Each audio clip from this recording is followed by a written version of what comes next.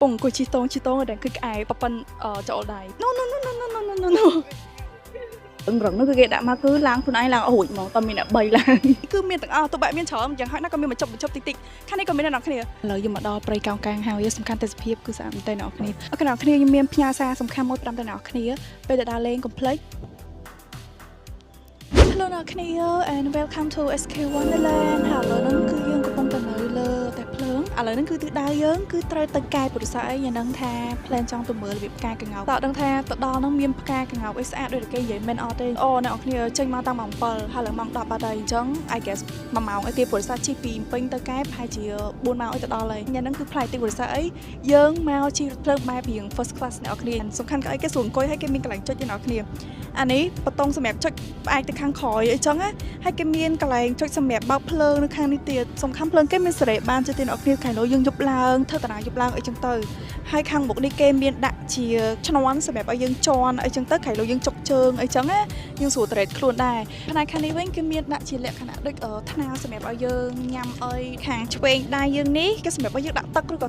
ភេសជ្ជៈអីចឹងអ្នកគ្នាហើយមានអារម្មណ៍ថាដល់ពេលយើងអង្គុយ relax យើងមើល view អីចឹងទៅរៀងប្លែកអារម្មណ៍ដែរអ្នកគ្នាហើយឆ្លាស់មុខទៀតបរិស័ទឃើញញ៉ែឈររៀង Q ស្ងាត់ចឹងណា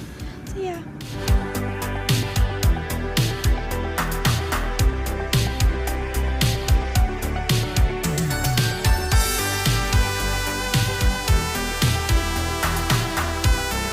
អ្នកគ្នាឥឡូវហ្នឹងយើងប្រហែលជា plan ទៅមើលផ្កាកង្កោបអាចនឹង fail ហើយព្រោះដោយសារតែជិះមកតាមផ្លូវទៅឃើញមានម្ដុំមួយ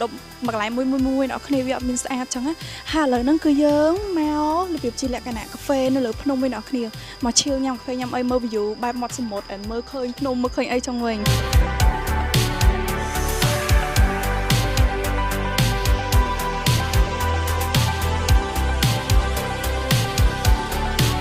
ដល់គ្នាក្អែពងអង្គុយជីតងតែគឺក្អែបប៉ិន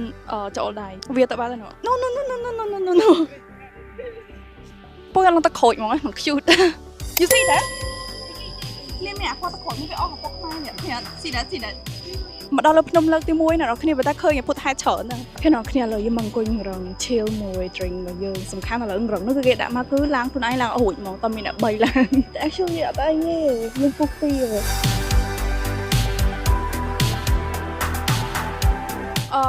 actually វាមានច្រើនដើមអ្នកគ្នាប៉ុន្តែគាត់ថាផ្កាដែលវារីកហ្មងហ្នឹងគឺវាអត់មានច្រើនទេឥឡូវហ្នឹងយើងប្រទះឃើញមានតែមួយហ្នឹងម្ដងហ្នឹងវារីក